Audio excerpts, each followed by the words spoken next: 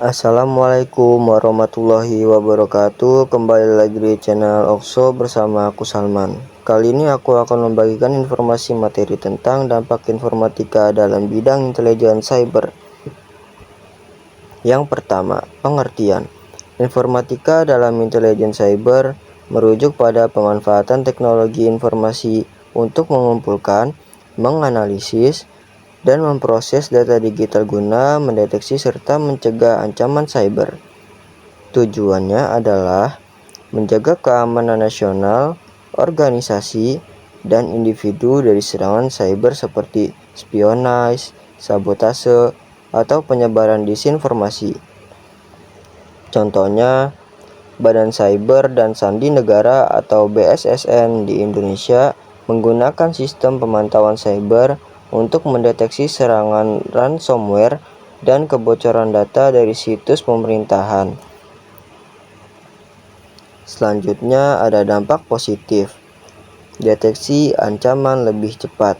Teknologi Big Data dan AI memungkinkan deteksi dini terhadap potensi ancaman melalui analisis data real-time, perlindungan infrastruktur digital.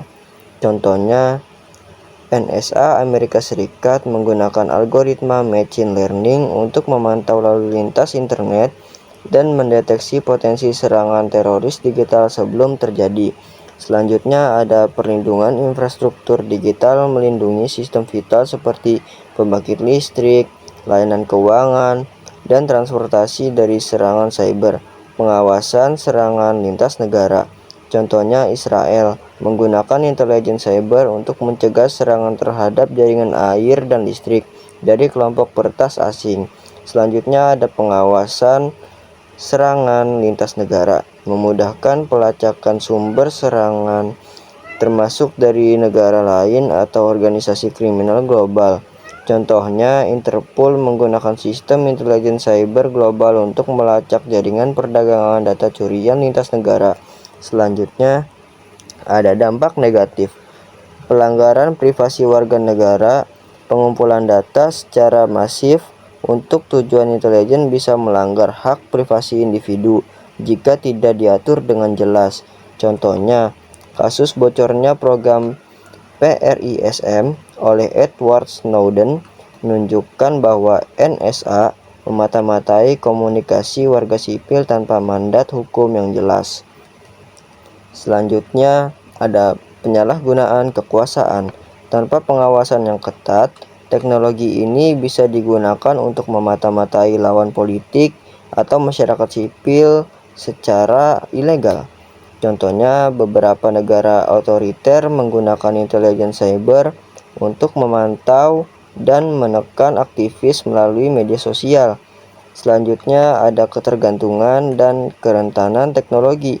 Tingginya ketergantungan pada sistem digital membuat sistem intelijen rentan jika terjadi kerusakan atau serangan pada teknologi tersebut.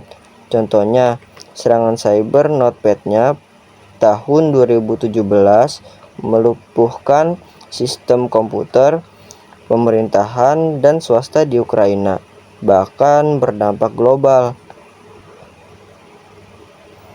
Selanjutnya ada solusi. Regulasi dan etika cyber.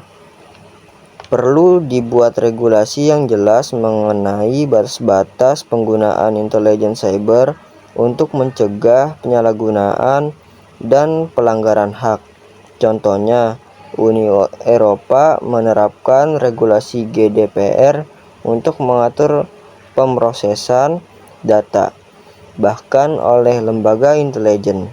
Selanjutnya ada audit dan pengawasan. Lembaga pengawas independen diperlukan untuk mengawasi kegiatan intelijen cyber secara transparan dan akuntabel. Selanjutnya, peningkatan keamanan infrastruktur, mengembangkan sistem yang lebih kuat dan resilient terhadap serangan, serta melatih SDM yang andal di bidang keamanan cyber. Contohnya, program pelatihan BSSN dan Kemenkominfo untuk generasi muda di bidang keamanan cyber di Indonesia. Selanjutnya ada kerjasama internasional. Negara-negara perlu bekerja sama dalam membentuk protokol keamanan cyber global dan berbagai informasi intelijen secara legal.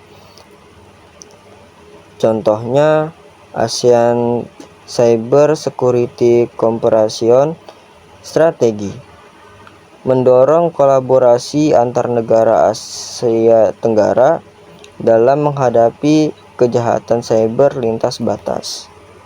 Kesimpulan, informatika dalam bidang intelijen cyber memberikan kontribusi penting terhadap keamanan digital dan nasional, terutama dalam mendeteksi dan menangkal ancaman cyber. Namun, teknologi ini juga membawa risiko etis dan privasi yang serius jika tidak dikontrol dengan baik. Oleh karena itu, diperlukan keseimbangan antara keamanan dan kebebasan melalui regulasi, transparansi, dan kerjasama lintas negara untuk memastikan bahwa intelijen cyber digunakan secara bertanggung jawab dan efektif. Berikut sumber yang saya dapat dan saya ambil dari kompas.com, Gramedia, Telkomuniversity, Harian Jogja, Cyberhub, Cisrek, dan Cyberhub lagi. Sekian dari saya, kurang lebihnya mohon maaf. Wassalamualaikum warahmatullahi wabarakatuh.